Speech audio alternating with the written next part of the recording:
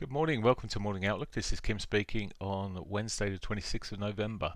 So today is budget day for the UK, so keeping clear of the pound would probably make sense. I'm sure there'll be traders that will want to second guess what's going on there, but when you see the technicals so far, there's not a lot of difference to the euro anyway.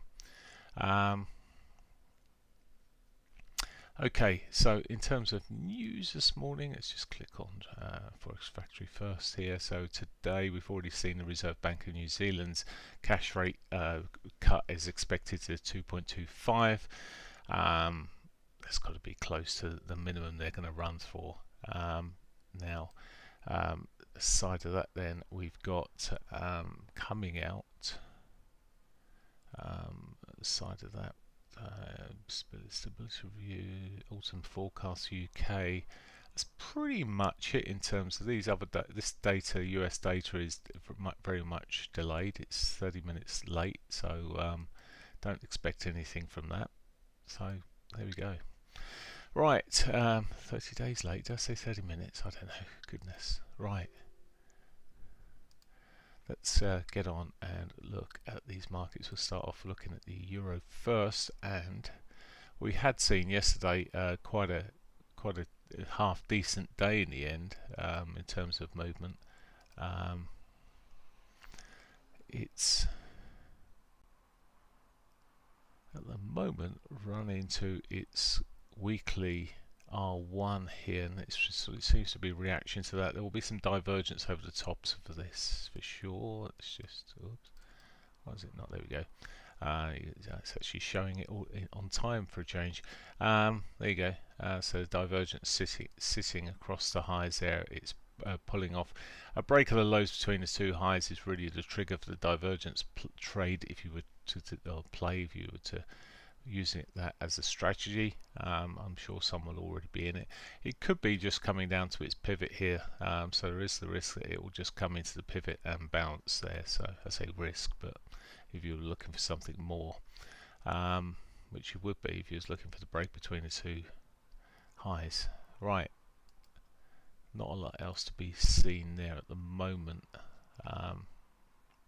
The pound, which I'm now on a go slow here for some reason, and it's my system. It's been trying to open something I didn't want it to open, and it's opened it, and it's now there we go. Okay, so the pound yesterday, a solid day yesterday. Today we've started in the right sort of direction, but just as the euro, we're just selling at the moment. As I said, this is quite a risky old trade here. Didn't manage to make the same highs here, or diverge. Didn't get into a divergence, but we could, if break of the low here would be a lower high, and again you'd expect a one-to-one, but it's not the best of entries as such if that's all you're expecting. But it hasn't hit the R1 today. S1 could be in play. As I said, it's very speculative this morning based on the news there coming out. Right, midday-ish after Prime Minister's question time. Right, US Japanese, US dollar, Japanese yen. Then, so US dollar had been pushing up. It came off a bit yesterday. It broke the lows here. It sold off for most of the afternoon when I was looking at it. It's pitched up there, reacted to the pivot quite nicely, but not hit the S1 here. Now we're seeing the as with a lot of these markets, we're seeing the US dollar strength coming through a little bit this morning. At the moment, there's nothing immediate on that. If it was to get a bit of a reverse, I would be looking for that maybe as a short again. Australian dollar, again, well, yesterday it popped up a little bit. This morning it's flown somewhat here, reacting now into its 200. It's been really ugly of late. The beginning of the week didn't start too well, but we've had a bit of action after midnight there, probably buoyed up by the or maybe buoyed up by the New Zealand dollar as well, with the news coming out. I don't have anything on the short term there at all. I'm going to go straight to the New Zealand dollar here. Let's just look at where we are. If we can kick the New Zealand dollar, that'd be nice. There we go. A bit of a go slow this morning. So lower highs, lower lows being the story of this game. It has chipped up there. I assume they've suggested that will be the last cut, and hence why we're seeing this quite a big surge running through there. Although it's sort of mirrored a little bit against the rest of the markets. I haven't read the report yet on this, but I wouldn't really want to be shorting this, and it's gone too far already, so that's off the cards for me this morning. US dollar, CAD. So struggling with this now. It's in this sort of upward trend, high lows, higher highs on the bigger time frames here. It's just reacting really to the previous highs there, around the previous highs. Today though, that's looking a bit more interesting. If this 4-hourly bar can remain positive, perhaps we got another shove to the upside here. You can see it's on the lower time frames, it's off its S2 already, but we'll see what happens at the end of that 4-hourly. I will keep an eye on that. I'd prefer to trade it this afternoon as ever, after midday. You tend to get a bit more movement. Otherwise, what generally happens is you get into a bit of the doldrums, and it can really sit there not doing a great deal. Right, New Zealand dollar we looked at. I've just clicked on that by mistake. Let's have a quick look at the Swissy.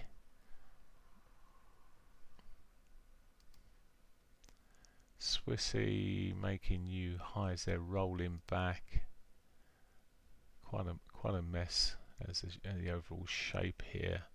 Bit of divergence would have been kicking off through that area. It hasn't triggered it to the low side there, so it may well just continue the route. It would have been quite nice if it bounced off the pivot on the 4-hourlies here. Rather similar to the Canadian dollar really, in terms of its price action. So we watching the 4-hourlies. The shorter time frame here, it's a bit iffy. It could just run back into this pivot and roll back. So ideally, it'll be back above that, the 50 and 34, before I'd look for a long. Okay, so not a great deal kicking through at the moment. I've looked at the short side of the euro, just or discussed the short side. I'll just come back to that for a moment. On the it's just there isn't really a long opportunity setting itself up on the lower time frames, intermediate time frames at the moment. In fact, it's on the 4-hourly. It's putting the bearish engulfing in. I was just looking on that as well, but just not happening. Right. On that basis, let's go and have a look at gold.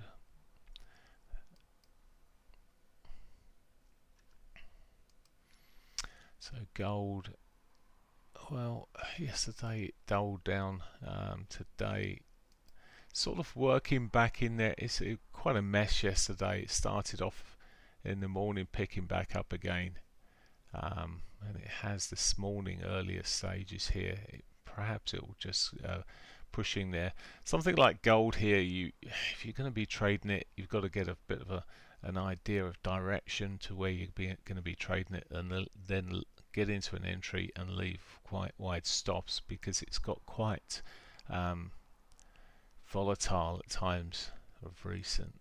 So got to be a bit careful, but it has put confirmed higher lows in it on this bigger time frame, 4-hourly time frame. So it's looking slightly better. Looking at crude oil, let's just go bigger time frame. Still largely to the downside. It was off a lot more earlier on this morning. The overall picture to me is it's probably still in that short area, although we've got support coming up. The weekly S1 might be the bottom. $55 oil seems it's started. Once it gets down to that level, it's not so cost effective for a lot of the producers. So we tend to see it bounce off those off that range normally. But for now, there's plenty out there. The talks yesterday, positive aspects around the talks between Ukraine and Russia, gave a bit of life to things, but well, it seems to have changed somewhat at the moment. Right, nothing there. Equity markets, if I can get them. What is it? S&P's gone. I'm going to have to switch.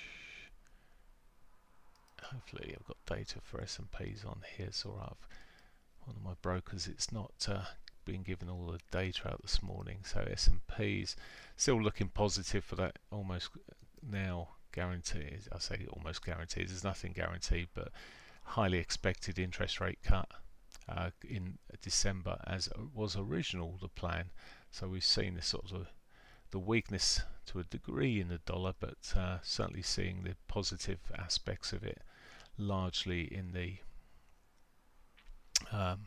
equity markets there. Just looking through, I don't know why there was a gap on that other market. Anyway, so looking positive. No real trade set up for me at this stage. You'd probably have to come down to lower time frames. You go 15-minute time frames, 50 MA. Maybe a bit early for trading it this morning. I prefer to trade in the afternoons when cash markets are open. But here you go. It's looking okay. Quite choppy yesterday. Wasn't an easy entry into this. It was 2 o'clock. It actually sold off at that time. Would have taken the stops off from those that were keen to get in a bit early. The FTSE,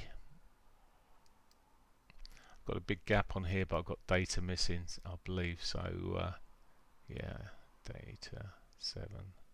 Yeah, it's missing a chunk of data here. I'm having problems with the feeds at the moment.